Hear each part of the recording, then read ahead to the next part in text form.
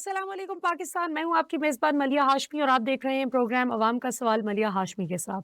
नाज़रीन, आज हम एक बहुत ही अहम इशू पे बात करने जा रहे हैं, जो कि पाकिस्तानी टैक्स पेयर्स के लिए ज़ाहिर है कि बड़ा एक पॉइंट ऑफ कंसर्न है कि हमारा आखिर जो टैक्स का पैसा है, जो हार्ड अर्न्ड मनी है हमारी, वो किन मामलात पे खर्च हो रही है, हमें किस हद तक सहूलियात मिल रही हैं। और सहूलियात की जब बात की जाए, तो इंसान के जो बुनियादी हुकूक हैं, उसमें नंबर 1 आपकी सेहत, नंबर 2 तालीम और फिर ज़ाहिर है सिक्योरिटी के मामलात, आप कितने महफूज़ हैं, आपके जान-ओ माल का तहफ़्फ़ुज़, आपके लॉ एंड ऑर्डर सिचुएशन, आपके साथ अगर खुदा न ख़ास्ता कोई ज़्यादती करता है, कोई ज़ुल्म करता है, तो आप कितना खुद को सिक्योर महसूस करते हैं कि आप उस ज़ुल्म के खिलाफ लड़ सकें।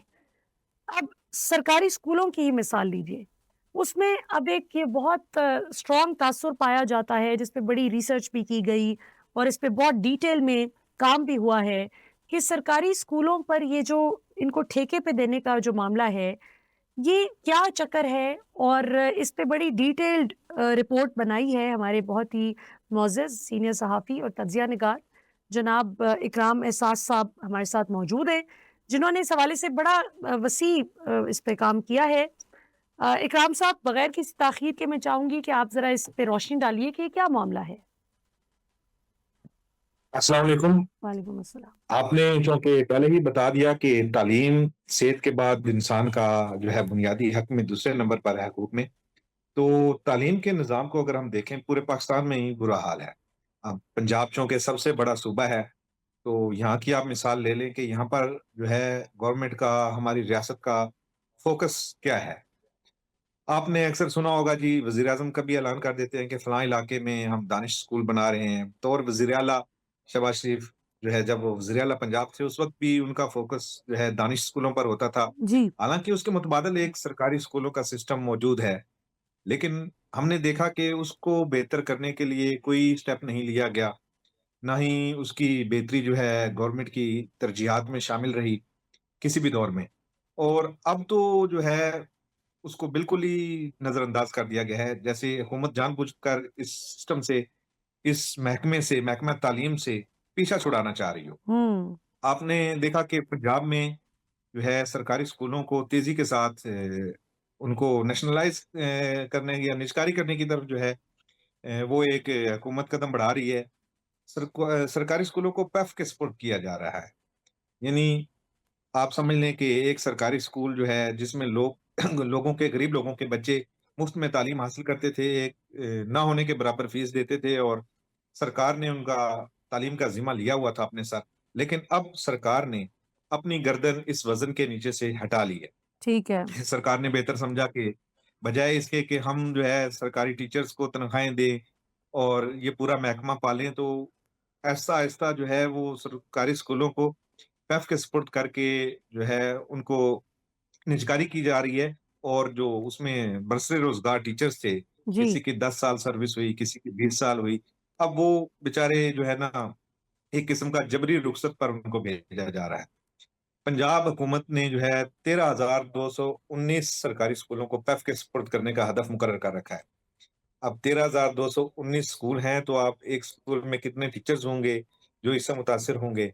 उसके अलावा उसके स्टूडेंट्स की तादाद कितनी होगी? एक स्कूल में जो है 500 से 1,500 तक भी तादाद होती है, जो है बड़े सरकारी स्कूलों में इससे ज़्यादा भी होती है। तो मिनिमम जो है 500 से 1,000 के दरमियान, 800 के दरमियान ये स्टूडेंट्स पर स्कूल जो है वो हुकूमत के इस फैसले से मुतासिर हो रहे हैं। तो हम जब बात करते हैं कि सिस्टम कोलैप्स कर गया, तो कब कोलैप्स किया, तो ये तो बहुत जो है इसकी तारीख बहुत पुरानी है। जब आप देखते हैं कि तालीमी निज़ाम आपका जो है उसकी पोशाक जगह-जगह से तार-तार हो चुकी है, तो आप उसको पैबंद लगाते हैं। कभी आप दानिश स्कूल के नाम पे उसको पैबंद लगाने की कोशिश करते हैं, कभी आप उसको नवाज़ शरीफ स्कूल सिस्टम के नाम से पैबंद लगाने की कोशिश करते हैं। यानी आप खुद एतराफ़ करते हैं कि हमारा सिस्टम फ़ेल हो चुका है, हमारा सिस्टम कोलैप्स कर चुका है। तो सही। एक तरफ जो है, जो अवाम के दस्तरस में स्कूल थे, उनको बंद करके ठेकेदारों के हवाले किया जा रहा है, जहाँ वो किसी किस्म की सहूलियात नहीं देते और ठेकेदारी सिस्टम की तरह ही उनको चलाते हैं। दूसरी तरफ हुकूमत बड़े-बड़े दावे कर रही है जी, हम दानिश स्कूल बना रहे हैं, हम नवाज़ शरीफ स्कूल्स बना रहे हैं। तो तालीम की सूरत-ए-हाल तो ये रही आपके सामने। बिल्कुल सही, बिल्कुल सही। अच्छा ये बताएँ जो आप पेफ की बात करें, पाकिस्तान एजुकेशन फंड है,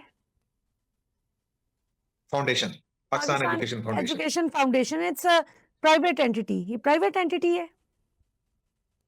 ये प्राइवेट एंटिटी है और इसका काम ये है कि ये स्कूल अपने जो है उसमें चार्ज में लेकर फिर उसको मुख्तलिफ एनजीओज़ के निजी तंजीमों के हवाले करती है।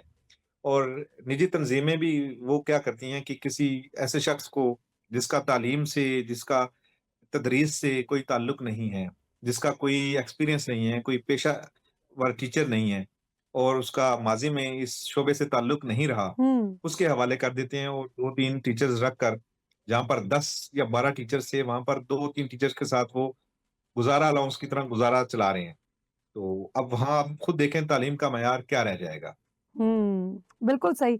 अच्छा ये दानिश स्कूल की अभी आपने बात की, वाक़ई हम भी बहुत ही मतलब अब तो हमारे भी बचपन की बात हो गई है, कि जब से हम दानिश स्कूल का बड़ा सुन रहे हैं और शहबाज शरीफ साहब बड़े पैशनेट रहे हैं शुरू से, दानिश स्कूल के हवाले से। आपकी जो सहाफ़ती सफ़र है, तहक़ीक़ाती सहाफ़ती सफ़र, उसमें आपको क्या समझ आती है? How do you analyse his passion for Danish school system and now that he is the prime minister of Pakistan, तो सरकारी स्कूल्स की बजाय फिर दानिश स्कूल पे ही ज़ोर, क्या वजह समझ आती है? उसकी वजह जो मुझे समझ आती है, जैसे मैंने आपको बताया कि हुकूमत जो है, इस वज़न से अपनी गर्दन को छुड़वाना चाह रही है, तो पैशनेट हैं पीएम साहब, शुरू से ही पैशनेट हैं और उसकी एक बड़ी वजह ये है कि ये जिसको हम दानिश स्कूल सिस्टम कहते हैं, ये दानिश नहीं डैनिश स्कूल सिस्टम है। डेनमार्क के तामुन से जो है ये चलाया जा रहा है और उसमें ज़्यादातर अखराजात डेनमार्क जो है वो इसके अच्छा। अफ़ोर्ड करता है। इसलिए हुकूमत को ये है कि ना हींग लगे, ना फिटकड़ी और रंग भी आए चोखा। तो हुँ, वज़ीर-ए-आज़म के या हुकूमत के पैशनेट होने की सबसे बड़ी वजह तो मुझे यही समझ आती है। बिल्कुल सही हो गया। अच्छा ये बताइए कि अब यानी ये जो पंजाब में बिलख़ुसूस सीटीडी का मामला है, मरियम नवाज़ साहिबा ने कुछ अरसा पहले बड़ी ओनरशिप लेते हुए कहा कि मैं ओन करती हूँ सीटीडी को और मुझे पता है कि इसकी मुझे पर्सनल लेवल पे भी रिperकशंस फेस करनी पड़ सकती हैं, लेकिन मैं ओन करती हूँ इसे। सीटीडी की कैसी कारकर्दगी है? क्या रोशनी डालेंगे उस पे? जब सीटीडी की कार्रवाइयाँ शुरू में सामने आईं, तो लोगों ने एक दफ़ा तो हैरत का इज़हार भी किया, लेकिन उस वक़्त एक बड़ा तबका ऐसा भी था, जो समझता था कि जिस तरह क्राइम रेशो बढ़ रही है, उसका हल यही है कि आप ऐसी एक फ़ोर्स बनाएँ, जो मौका पर इंसाफ़ फ़राहम करे।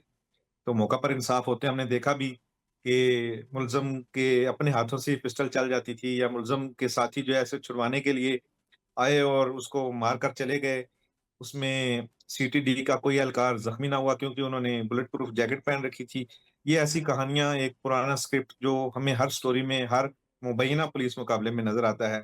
तो वो स्क्रिप्ट यहाँ भी साथ-साथ रहा। उसमें नीले रंग का शापर तब्दील करने की भी जो है इन्होंने कोशिश नहीं की। तो सीटीडी ने जब स्टार्ट में ये कार्रवाइयाँ शुरू की तो उस वक़्त 2 तबके थे और बड़ा तबका जो अक्सरियत थी वो ऐसे लोगों की थी जो इसको डिफेंड करते थे कि अब जो है क्राइम कंट्रोल करने का यही वाहिद हल रह गया है, यही तरीका रह गया है क्योंकि अदालती निज़ाम हमारा जो है वो बहुत स्लो है। फैसले होते-होते जो है अरसा बीत जाता है, उम्रें बीत जाती हैं तो किसी को इंसाफ नहीं मिलता, तो ये बहुत अच्छा है। तालियाँ बजाने वाले, तमाशा देखकर बहुत ज़्यादा लोग थे। लेकिन अब आहिस्ता-आहिस्ता जब हकी हकीकत सामने आई तो लोगों को शऊर हुआ कि ये सिर्फ़ जो है इंसाफ ही नहीं फ़राहम किया जा रहा बल्कि सीटीडी के ज़रिए लोग अपनी ज़ाती रंजिशें वो भी भुगता रहे हैं और उसको एक पेशावर कातिल के तौर पर जो है फ़ोर्स को अब समझा जा रहा है कि अब तो अपोज़िशन तो ये भी इल्ज़ाम लगा रही है कि ये सीटीडी दरअसल फ़ोर्स नहीं, बल्कि ये एक सरकारी डेथ स्क्वाड है। जब से इस फ़ोर्स का क़याम हुआ है, इस डिपार्टमेंट का, तो 670 से ज़ायद जो है, लोगों को मावराए अदालत कत्ल किया जा चुका है, जिनके लिए कोई ट्रायल नहीं हुआ। उनको अपनी सफाई में कुछ कहने का कोई मौका नहीं मिला और आप देखें कि ये सीटीडी ने हुँ, उसी वक़्त मौका पर ही इंसाफ लोगों फ़राहम को करना शुरू किया, हाँ। तो उसका नतीजा ये निकला कि अब अदालतों की ज़रूरत ही नहीं है। अच्छा ये इस पे मैं थोड़ा-सा जब ज़ाहिर है हुकूमती लोगों से बात होती है हुकूमती क्वार्टर्स में, तो उनका ये मौक़िफ़ है कि जी ये वो दहशतगर्द थे जिन्होंने अवाम का नादका बंद कर रखा था, लोगों को बहुत तंग करके रखा हुआ था। तो उन लोगों को उन लोगों को सिक्योरिटी देने के लिए जो उनसे हरासा हो रहे थे और इन बदमाशों को कंट्रोल करने के लिए हमने हमें यही समझ आया कि ठीक है ऑन द स्पॉट इनको वो कर दिया जाए। तो इसको आप कैसे कंटेस्ट करेंगे, ये जो हुकूमती मौक़िफ़ है? वो जो आपने मिसाल सुनी होगी कि गइयों के साथ घुन भी पिस जाता है। तो इसमें भी हमारे सामने यही जो है चीज़ आई कि गइयों के साथ घुन भी पिस गया और इसमें बड़े-बड़े ऐसे केसेस भी सामने आए जिनके ऊपर अहले इलाका का मौक़िफ़ था, जिनके हवाले से लोगों को यकीन था कि वो किसी ऐसी क्रिमिनल एक्टिविटी में मुलव्विस नहीं है हुँ, और उसका कोई साबका जराइम-पेशा रिकॉर्ड भी नहीं है, तो ऐसे लोगों को भी जो है ठिकाने लगा दिया गया। तो उसको आप किसी तरीके से भी डिफेंड नहीं कर सकते। अब सिर्फ़ आप एतराफ़ शिकस्त कर सकते हैं कि आप अपना अदालती निज़ाम ठीक नहीं कर सके, अपना जस्टिस सिस्टम जो है उसको आप जो है सीधा नहीं कर सके और उसके लिए आपने एक शॉर्टकट ढूँढ लिया। हुँ, दरहकीकत ये जस्टिस सिस्टम के ऊपर एक शॉर्टकट था। हुँ। अच्छा, कल मेरे प्रोग्राम में नून लीग के मौजूद थे तर्जुमान, उनका ये मौक़िफ़ था, मैंने जब उनसे सिस्टम कोलैप्स कर गया है के मुतालिक पूछा, तो उन्होंने कहा जी कि ये हुकूमती इत्तेहादी जो हैं उन्होंने ऐसे ही कोई लूज़ टॉक कर दी है और मियाँ साहब ने तो हमें सख्ती से मना किया है कि जी आपने इस पे कोई बात नहीं करनी। तो यही एक मुदब्बराना तरीका है, यही एक आपकी तदब्बुर, आपकी हिकमत, आपकी जो मिल के चलने का, इत्तेहाद में रहने का तरीका है वो यही है कि आप खामोश रहें। आप इसको बतौर एनालिस्ट कैसे एनालाइज़ करते हैं इकराम एहसास साहब कि ये जो एक तरफ हुकूमत में रहते हुए आपकी इंतहाई अहम वज़ारत होल्ड करने वाले इंतहाई ताकतवर वज़ीर, वफ़ाकी वज़ीर दाख़िला मोहसिन नकवी साहब, एक तरफ उनका ये कहना, ये कन्फेस करना कि भई ये हुकूमत जो है सिस्टम कोलैप्स कर चुका है, ये नहीं डिलीवर कर पा रहे। जबकि दूसरी तरफ मियाँ साहब का ये कहना कि जी कोई जवाब ना दें। आप इस सिचुएशन को किस तरह देखते हैं? मैं तो उस मियाँ साहब को जानता हूँ, मैं उस मियाँ नवाज़ शरीफ को जानता हूँ। बचपन से जिनके बारे में हम सुनते आए, पढ़ते आए और जिनके बारे में हमें बताया गया कि ये वो मियाँ नवाज़ शरीफ हैं, जिन्होंने 98 में बिल क्लिंटन को नो बोल दिया था, उसको हुँ, साफ इनकार कर दिया था। हम तो उस मियाँ साहब को जानते हैं जो जुर्रत और बहादुरी का इस्तिआरा है, जिसके लिए नारे लगाए जाते हैं, शेर आया, शेर आया। तो हम तो एक शेर को जानते हैं, ये इतना जो है आँख बंद करना, बिल्ली को देखकर जो है कबूतर का आँख बंद करने वाला जो रवैया है, हमें मियाँ साहब पर फिट होता हुआ जो है अच्छा नहीं लग रहा। लेकिन उनकी जमात अगर अपने शेर को कबूतर बनाना चाह रही है, जिस शेर ने बिल्ली को देखकर आँखें बंद कर लीं, ऐसा कबूतर बनाना चाह रही है, तो उनकी मर्ज़ी वरना हमने तो आज तक कुछ और ही पढ़ा था उनके बारे में, कुछ और ही सुनाया गया था हमें। चाहे उनके अपने वर्कर्स हों, चाहे उनके अपने सियासी रहनुमा हों, चाहे उनके अपना ख़ानदान हो, तो वो तो मियाँ साहब को जुर्रत और बहादुरी का इस्तिआरा बनाकर हमेशा पेश किया है। लेकिन ना जाने क्यों ऐसी क्या मजबूरी है, उनके पाँव हुँ। में ऐसी कौन-सी ज़ंजीर है, जो उन्हें या उनके लब पर ऐसी कौन-सी जो है वो टेप लगा दी गई है, जो उनको अब लब खोलने से मना कर रही है और वो अपने साथियों को भी मना कर रहे हैं कि यहाँ पर पंगा मत लेना। ये जो है हाथ से दूर है, ये ओहदा जिस पर इस वक़्त मोहसिन नकवी साहब विराजमान हैं हुँ। और उनके अपने ही जो है कुलीग कह चुके हैं कि वो तो वज़ीर-ए-आज़म से भी ज़्यादा ताकतवर हैं। शुक्र करें वो हुँ। वज़ीर-ए-आज़म नहीं बन गए ये तो राना सनाउल्लाह ये साहब, तो फिर बिल्कुल। दिन पूरे करने वाली बात है, बिल्कुल दिन सही, पूरे करने वाली बिल्कुल सही। अच्छा, इकराम एहसास साहब, यहाँ पे वक़्त हुआ एक शॉर्ट कमर्शियल ब्रेक का। ब्रेक के बाद वापस आएँगे तो गुफ्तगू के सिलसिले को आगे बढ़ाते हुए आपसे कुछ और अहम सवालात भी करेंगे।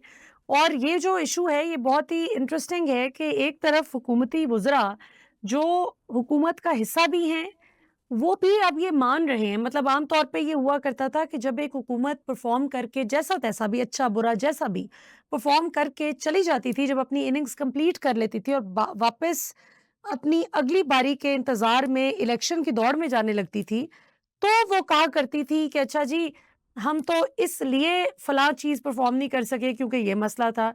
हमें आइंदा मौका मिले तो हम ये कर देंगे। ये मसला ऐसे था इसलिए हमारी कारकर्दगी में वो बात नहीं जो आप एक्सपेक्ट कर रहे थे।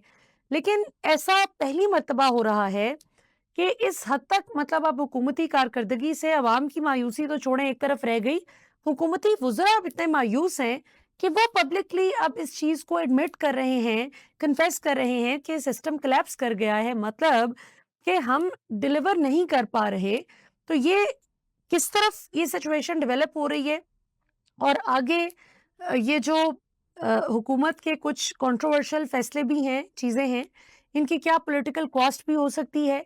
ये मुख्तलिफ चीज़ें हैं जिन पे हम ब्रेक के बाद नाज़रीन इकराम इसाद साहब से सवाल पूछेंगे और उस पे अपना भी मैं तज्ज़िया दूँगी और इकराम साहब से भी पूछेंगे कि आपको क्या लगता है सिचुएशन कैसे डेवलप हो रही है? बेहतरी के क्या चांसेस लग रहे हैं? अभी हाल ही में दिफ़ाई मुआहिदा जो हुआ है पाकिस्तान, सऊदीया और तुर्की का, ज़ाहिर है कि उसकी दिफ़ाई एतबार से तो बहुत सिग्निफ़िकेंस है, लेकिन मुआशी तौर पे ये तरक्की कैसे ट्रांसलेट होगी, ये देखना बहुत इम्पोर्टेंट है। इकराम साहब वापस आते हैं पाकिस्तान की मौजूदा सूरत-ए-हाल पर।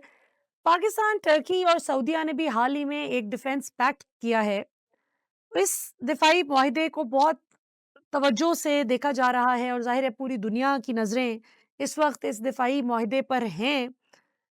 इसकी दिफ़ाई एतबार से इम्पोर्टेंस तो अपनी जगह, पाकिस्तान की माशाअल्लाह जो दिफ़ाई कैपेबिलिटीज़ हैं, उसमें तो कोई पाकिस्तान तो छोड़ें, दुनिया को भी अब माशाअल्लाह कोई शक-शुबा नहीं है क्योंकि भारत ने पिछले साल पाकिस्तान के साथ मैस अराउंड करने की कोशिश की, तो आपने देखा कि कैसे पाकिस्तान ने अल्लाह का शुक्र है कि मुँह तोड़ जवाब दिया भारत को माशाअल्लाह और उससे ज़ाहिर है कि ना सिर्फ़ हमारे इत्तेहादी ममालिक, हमारे हामी ममालिक, बल्कि हमारे जो मुखालिफ ममालिक भी हैं, जो पाकिस्तान को बड़ा स्केप्टिकली देखते थे कि पता नहीं ये कर पाएगा या नहीं कर पाएगा, पता नहीं इनकी क्या कैपेबिलिटीज़ हैं, वो शायद हमारे सियासतदानों को देख के ही हमें अंडर एस्टिमेट भी करते होंगे। लेकिन माशाल्लाह पाकिस्तान पाक-भारत टाकरे में पाकिस्तान ने माशाल्लाह चारों शाने अल्लाह के फ़ज़ल से चित किया भारत को और दुनिया को एक मैसेज गया कि पाकिस्तान ना सिर्फ़ खुद माशाल्लाह दिफ़ाई तौर पे बहुत मज़बूत है, बल्कि इसकी जो स्ट्रैटेजिक अलायंसेज़ हैं, वो चाहे चाइना है, चाहे रशिया है, दीगर ममालिक हैं, हर जगह माशाल्लाह हमारे बहुत अच्छे ताल्लुकात हैं।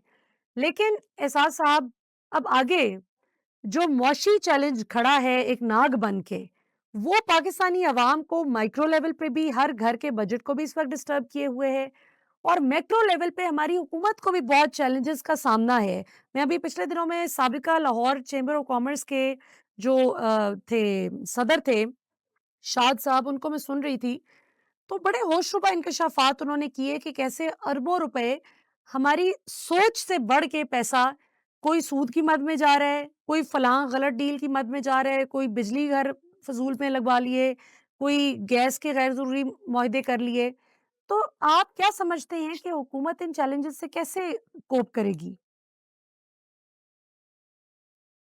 अस्सलाम वालेकुम। सबसे पहली बात तो ये है कि ये जो पाक, तुर्किया और सऊदी अरब मुआहिदा है, ये वाक़ई कोई आम बात नहीं है। ये मुस्लिम दुनिया की 3 बड़ी ताकतें हैं, जिनके दरमियान ये मुआहिदा हुआ है। तो कहते हैं जो है 1-1, 2-11 यक बल्कि अब नाशुद तो दो शुद। 3-33 हो गया है। क्योंकि माशाल्लाह। नहीं, ये मिसाल आएगी कि 1-1 और 2-11 जी, जी, तो जी, अब बिल्कुल। 2-11 वाली बात से भी ऊपर चलेगी।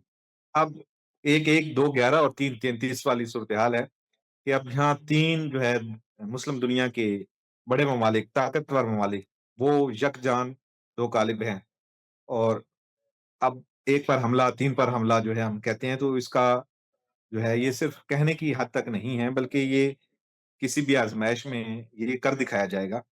तो जिस तरह आपने बताया कि पाकिस्तान ने जो है पाक-भारत टाकरे के दौरान जो किया, आज ये उसी का नतीजा है। आज दुनिया हमें किसी और नज़र से देख रही है, पहले किसी और नज़र से देखती थी। तो ये अल्लाह के फ़ज़ल-ओ करम से उसी का रिज़ल्ट है, जो ये मुआहदे भी हो रहे हैं। लोगों को ये हमारे दोस्त ममालिक को ये एहसास भी हो रहा है कि हम पाकिस्तान से इस तरह भी फ़ायदा उठा सकते हैं कि उसके साथ दिफ़ाई मुआहदा किया जाए। तो जहाँ तक रही बात दिफ़ाई हवाले से तो हम माशाअल्लाह बहुत मज़बूत हैं और ख़ारजी मामलात में जो है हम दुनिया में उभर कर सामने आ रहे हैं। पाकिस्तान को, इस्लामाबाद को दुनिया में अमन का जो है सफ़ीर करार दिया जा रहा है। लेकिन दूसरी तरफ जो है सूरत-ए-हाल इंतहाई गंभीर है। जब हम अपने दाखिली मामलात की बात करते हैं। हुँ, महँगाई ने आम इंसान का जीना दोपहर कर रखा है। आज से 1 साल पहले जिस घर का बजट माहाना राशन जो है 10 से 12,000 में आ जाता था, अब वो 20,000 भी उसके लिए कम पड़ गए हैं। बिल्कुल। और बिजली के बिल देख लें, आप गैस की बिल देख लें, उसके अलावा गैस की लोड शेडिंग, और ऐसा लगता है जैसे हमारे पास गैस के ज़खायर तेज़ी से ख़त्म हो रहे हैं, क्योंकि अब सुबह, दोपहर, शाम 3 टाइम जो है वो दवाई की तरह लोड शेडिंग की जाती है, और बीच में थोड़ी देर के लिए गैस जो है सार्फ़िन को दी जाती है कि चलें आप दवाई की तरह जो है ना अपने 3 टाइम पूरे कर लें। तो अगर घरेलू हालात देखें तो बहुत बुरी सूरत-ए-हाल है, और हुकूमत के पास मुझे नहीं लगता कोई मैकेनिज़्म है कि इन हालात से कैसे नबर्द आज़मा होना है, और ना ही कोई ऐसी पॉलिसीज़ नज़र आ रही हैं कि कोई महँगाई पर काबू पाने का कोई हीला करें, या लोगों का तर्ज़ ज़िंदगी जो है उसको बेहतर करने की कोई कोशिश की जाए। खत-ए-गुरबत से नीचे जाते लोगों को ऊपर उठाया जाए, अपलिफ्टिंग की जाए। तो ऐसा तो कुछ नज़र नहीं आ रहा।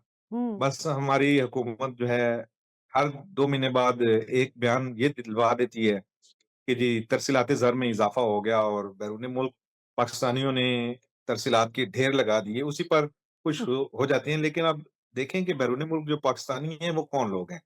वो हमारे ही भाई हैं, हमारे ही बेटे हैं जो बाहर मज़दूरी करने गए हुए हैं।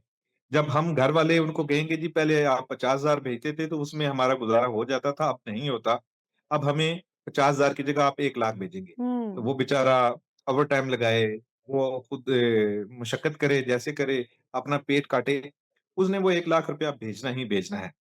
तो जिसको हम अपनी फ़तह समझते हैं कि तरसीलात ज़र में इतना इज़ाफ़ा हो गया, और बैरून मुल्क पाकिस्तानियों ने जो है ना हुकूमत की मुआशी मदद की, अब उनके पास कोई और हल नहीं है कि वो वहाँ पर सेविंग करने गए नहीं हैं। वो सिर्फ़ पाकिस्तान में मौजूद अपने बीवी-बच्चों का, अपने माँ-बाप का, बहन-भाइयों का पेट पालने गए हुए हैं, तो वो तो उन्होंने बहरहाल पालना ही पालना है। तो हुँ, वो पैसा अपने घर वालों को भेजते हैं, और हुकूमत क्योंकि वो लीगल चैनल से आता है, बैंकिंग चैनल से आता है, तो हुकूमत को वक़्ती सहारा मिल जाता है और उसी पर खुश हैं। लेकिन दूसरी तरफ इसकी एक बी साइड भी है कि पाकिस्तान से जो है ब्रेन ड्रेन जो है किस तेज़ी से हो रहा है। किसी भी यूरोपीय मुल्क के सफारतखाने के बाहर, एम्बेसी के बाहर आप देखें कि सुबह से रात तक किस तरह पाकिस्तानी नौजवान लाइनों में लगे हुए हैं। वो इस मुल्क से भाग कर जाना चाह रहे हैं, और हालाँकि ये नौजवान हमारा सरमाया हैं, इनको अगर यहाँ पर रोज़गार के बेहतर मौके मिलते, अपने टैलेंट के इज़हार का यहाँ पर मौका मिलता, तो वो पाकिस्तान छोड़कर दियारे गैर क्यों जाते? तो बिल्कुल, उस तरफ भी सोचने की ज़रूरत है, सिर्फ़ उसमें से अपने हिस्से का जो है झंडा उठाकर लहराने जो है लहरा देना काफ़ी नहीं है कि जी हमारे ऊपर एतमाद किया है बैरून मुल्क पाकिस्तानियों ने। बैरून मुल्क पाकिस्तानियों ने आप पर एतमाद बिल्कुल नहीं किया। उन्होंने अलबत्ता आपकी पैदा करदा मजबूरियों को जो है समझते हुए, अपने अहले खाना की मजबूरियों को समझते हुए, उन्होंने अपने हाथ काट कर, अपना पेट काट कर जो है अपने घर वालों का पेट भरने की एक कोशिश की है, जो उनकी मजबूरी है। ये हुँ। उनके पास अगर ऑप्शन होता, तो शायद ये आदाद-ओ-शुमार कुछ और होते। बिल्कुल सही, बिल्कुल सही। अच्छा, ये आपने बड़ा अहम पॉइंट रेज़ किया है इकराम साहब कि ये जो ओवरसीज़ पाकिस्तानीज़ हैं, ज़ाहिर है कि जब वो सुनते हैं, देखते हैं हालात, आजकल वो दौर तो नहीं कि तार भेजा जाएगा या फैक्स किया जाएगा या फ़ोन किसी-किसी के घर में हो तो कहीं कोई आपने इंटरनेशनल कार्ड मँगवा के कॉल करनी है। आज तो व्हाट्सऐप के ज़रिए बहुत आसान है, अपनी पूरी दुनिया के साथ आप अपने रिश्तेदारों में पूरी दुनिया में जो-जो रिश्तेदार मुक़ीम हैं, सबके साथ आप कनेक्टेड रहते हैं। तो आप जब अपनी फैमिली का वीडियो कॉल पे हाल देखते हैं कि वो वाक़ई परेशान हैं, तो ओवरसीज़ पाकिस्तानीज़ का तो वाक़ई बेचारा चेहरा मुरझा जाता है। उनके लिए आप क्या सूरत-ए-हाल देख रहे हैं? अभी यूएई में जो सूरत-ए-हाल डेवलप हुई, जंग की वजह से जो कुछ सूरत-ए-हाल बनी और फिर बहुत सी जॉब्स लोगों की गई भी। तो इस सारी सूरत-ए-हाल में आपकी क्या खबर है कि ओवरसीज़ पाकिस्तानीज़ के अभी प्रिवेलिंग चैलेंजेज़ क्या हैं?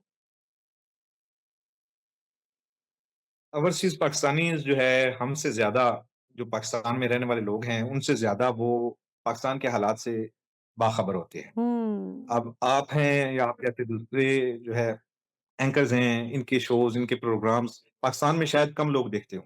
लेकिन इंटरनेट पर, यूट्यूब पर, सोशल मीडिया पर, इंस्टाग्राम पर आपको देखने वाले जो है ओवरसीज़ पाकिस्तानियों की तादाद मेरे ख़्याल में पाकिस्तान में ज़्यादा मौजूद है। लोगों से ज़्यादा होगी और हुँ, वो उसके पीछे एक यही वजह है कि वो अपने मुल्क के हालात से बाखबर रहना चाहते हैं, जो कि हमारा नेशनल मीडिया वहाँ पर तो आपको पता है जो सूरत-ए-हाल है, वहाँ पर खबर कितनी मिलती है और कितनी जो है वो हुँ, दब जाती है। तो उससे हटकर उन्होंने अपना रुख मोड़ लिया है। मुतबादिल ज़राए इख्तियार किए हुए हैं, लेकिन वो हमसे ज़्यादा पल-पल की खबर रखते हैं। पाकिस्तान में मौजूद लोगों से ज़्यादा उनको इल्म है कि मुल्क में क्या हो रहा है, किस महकमे में, किस जो है इदारे में क्या चल रहा है, क्या करप्शन हो रही है, क्या गुंडागर्दी है, कहाँ ज़ुल्म हो रहा है, कहाँ नाइंसाफ़ी है। तो वो देखते हुए जो है परेशान तो होते हैं, ज़ाहिर है जब अपनी फैमिली से भी बात करते हैं, उनके हालात देखते हैं, लेकिन उनके पास कोई उसका हल नहीं है। वो हुँ, ऐसी मजबूरी है कि जिसका कोई तदारुक नहीं है। ऐसा मसला है जो कभी उनका हल नहीं होगा, सिवाय डिप्रेशन के उनको परेशान होने के अलावा और वो कुछ नहीं कर सकते। अपने मुल्क के हालात पर, अपनी फैमिली के हालात पर, उनकी माशी हालत पर कुढ़ सकते हैं, अपना खून जला सकते हैं और बाहर बैठकर ज़्यादा से ज़्यादा सोशल मीडिया पर अपना कैथार्सिस कर सकते हैं और उसमें भी बाज़ औक़ात डर होता है कि वापस चूँकि पाकिस्तान ही आना है, तो वहाँ पर भी नब्बे-तुले अल्फ़ाज़ में बात की जाती है। हुँ, सही। तो उनका ऐसा ही है कि डंक टपाओ पॉलिसी जिस तरह होती है, तो वो बेचारे भी चूँकि जो कमा रहे हैं, वो यहाँ पर भेजते हैं और वो कोई सेविंग तो नहीं हो रही किसी की। हाँ, बिल्कुल, चूँकि बहुत ज़्यादा। महँगाई इतनी ज़्यादा है कि वो बस दाल-रोटी पूरी हो रही है सबकी। अच्छा तो और जब वो उधर भी वापस आते हैं 10 साल बाद आए बिल्कुल, बिल्कुल, जी, बिल्कुल। बिल्कुल। जी, जी, आप प्लीज़ पूरा कीजिए फिर मैं भी बताती हूँ। जी, जी। जब एक बैरून मुल्क पाकिस्तानी ओवरसीज़ पाकिस्तानी जो मज़दूरी के लिए गया है, जॉब के लिए गया है, वो 5 साल बाद वापस आएगा या 10 साल बाद अपनी जवानी गुज़ार कर वापस आएगा, तो उसके पास ज़्यादा से ज़्यादा उसकी मेहनत या सेविंग से कोई इतना होगा कि उसको अपनी एक छत मिल जाएगी, वरना वो कारोबार करने के काबिल भी नहीं होगा, उसकी सेविंग हो ही नहीं रही। उसकी वजह हमारी अपनी हुकूमत की मुआशी पॉलिसियाँ हैं, महँगाई है और रोज़गार के मौके जो है पैदा ना होना और जो रोज़गार के मौके पैदा हो सकते हैं, यहाँ आप देखें कि कितनी कंपनीज़ ऐसी हैं, इंटरनेशनल कंपनीज़ जो है पाकिस्तान छोड़कर चली गईं और उन्होंने यहाँ से अपना बोरिया-बिस्तर गोल कर लिया। तो फिर इस सिचुएशन में एक पाकिस्तानी वापस अपने देश आकर क्या कर सकता है? उसके लिए तो दोबारा से ज़ीरो से उसे स्टार्ट करना होगा। 15 साल बाद भी उसका सफ़र कोलू के बैल की तरह उधर से ही शुरू होगा जहाँ पर उसने खत्म किया था। बिल्कुल, बिल्कुल। अच्छा और एक और बड़ा एक अनफॉर्च्यूनेट रियलिटी है और I am sure overseas Pakistanis जो भी हमें देख रहे होंगे, सुन रहे होंगे हमारा प्रोग्राम, वो रिलेट कर सकेंगे इस बात से कि किसी ने बड़ी अच्छी बात की थी, एक यूके के सिटिज़न हैं, ओवरसीज़ पाकिस्तानी हैं, उन्होंने एक बार मुझे कहा था कि मलिया पाकिस्तान में ना 2 तबके बड़े वल्नरेबल हैं, बड़े कमज़ोर हैं। तो मैंने कहा कौन से 2 तबके? तो उन्होंने कहा कि एक खातून, चाहे वो पढ़ लिख जाए, चाहे वो माशाल्लाह एम्पावर्ड हो तो भी, अगर उसके सर पे बाप का या शौहर का या बेटे का या भाई का साया मौजूद नहीं है, तो उसके लिए बड़ी मुश्किल हो जाती है ज़िंदगी। और दूसरा ओवरसीज़ पाकिस्तानी, चाहे वो मर्द है या औरत, क्योंकि फैमिलीज़ में ही कुछ ऐसे लोग मौजूद होते हैं, जो ऐसा-ऐसा बदकिस्मती से बहुत से वाक़यात सुनने को मिलते हैं कि ऐसा-ऐसा फ्रॉड करते हैं, वो ये समझते हैं कि जो बाहर बैठ के कमा रहा है, चाहे पाउंड्स में, डॉलर्स में, स्टर्लिंग्स जो भी आपकी करेंसी है, दिरहम है, कि वो तो शायद जैसे दरख्तों से तोड़ रहे हैं और बड़ी बेदर्दी से वो पैसा जो है उसको एम्बेज़ल भी किया जाता है, मिसयूज़ भी किया जाता है। तो ये एक बड़ी अजीब-सी बात है, इस हवाले से आप हमारे प्रोग्राम के तवज्जुद से क्या पैगाम देना चाहेंगे, जो हमें सुन रहे हैं लोग, कि ओवरसीज़ पाकिस्तानीज़ की जो स्ट्रगल है, उसको हम कैसे वैल्यू करें? आपको मैं एक मिसाल देना चाहूँगा कि हमारे जी, पंजाब में मेरा चूँकि ताल्लुक पंजाब से है, जी। तो एक मिसाल दी जाती है अगर किसी घर का कोई बच्चा यूरोप कंट्रीज़ में, यूएसए में किसी बड़े मुल्क चला जाता है, हुँ, तो लोग ये नहीं कहते कि जो है उनका बड़ा बेटा बाहर गया हुआ है, बड़ा बेटा हुँ। इनका यूरोप में है। वो कहते हैं ये लोग यूरोप में हैं, क्योंकि वो तो वहाँ मज़दूरी कर रहा है, पीछे अय्याशी करने वाले जो हैं, वो उसकी फैमिली है। वहाँ पर वो जैसे-तैसे भी कमाई कर रहा है वहाँ पर तो हुँ, चूँकि उसने हाथ खींच कर गुज़ारा करना है, उसने उसी करेंसी में उसको अखराजात को भी पूरा करना है। लेकिन यहाँ पर चूँकि करेंसी का डिफ़रेंस बहुत ज़्यादा ह्यूज डिफ़रेंस क्रिएट होता है, तो एक फ़ायदा ये हो जाता है हुँ। पीछे वाले फैमिली को हाँ कि जी। यहाँ पर जब वो कोई रकम भेजता है, हुकूमत को तरसीलाते ज़र मिल जाती हैं, तो उस फैमिली को अपने गुज़ारे के लिए जो है मुनासिब रकम मिल जाती है और अय्याशी पीछे वाले कर रही होती है, जो वहाँ पर मौजूद है, वो तो हुँ, मज़दूरी कर रहा होता है। राइट। लेकिन ऐसा भी होता है कि जब वो 10 साल बाद, 15 साल बाद वापस आता है, तो उसके नाम पे कुछ नहीं होता। कुछ नहीं होता। कुछ उसके भाइयों के नाम पे होता है, उसके वालिद के नाम पे होता है और वो खून के सगे रिश्ते जो हैं वो ही ओह! आँखें बदल देते हैं, खून सफ़ेद हो जाता है। सही बात है। तो इसमें हुकूमत ने कई दफ़ा इस पे ऐलान किया कि हम ऐसी पॉलिसी बनाएँगे जो ओवरसीज़ का इन मामलात में तहफ़्फ़ुज़ देगी उनको, उनकी इन्वेस्टमेंट डूबने नहीं देंगे। लेकिन हकीकत में कुछ होता हुआ नज़र नहीं आता, ओवरसीज़ आज भी उसी तरह रो रहे हैं और वो चूँकि 10-12 साल के लिए अपनों से दूर होते हैं, तो उनके लिए तो वो एक शौक होता है। वो अब इस सिस्टम से इतने जो है यूज़्ड टू भी नहीं रहते। बिल्कुल। जब एक शख्स 10-12 साल बैरून मुल्क गुज़ार के आता है, तो उसको नहीं पता थाने कचहरी का सिस्टम अब यहाँ किस तरह काम कर रहा है। अगरचे वो वैसे ही काम कर रहा है जैसे पहले करता था, लेकिन वो किसी अच्छे वकील को नहीं जानता होगा, वो किसी पुलिस वाले के साथ उसके ताल्लुकात नहीं होंगे, सियासतदान के साथ उसकी उस तरह ताल्लुकात नहीं होंगे जो यहाँ पर मुकीम उसके दूसरे भाई, उसके कज़न, उसके रिश्तेदार के होंगे। हुँ, क्योंकि वो तो एक मुसाफ़िर है और मुसाफ़िर की तरह आएगा, स्ट्रेंजर तस्वुर होता है वापस अपने देश में भी।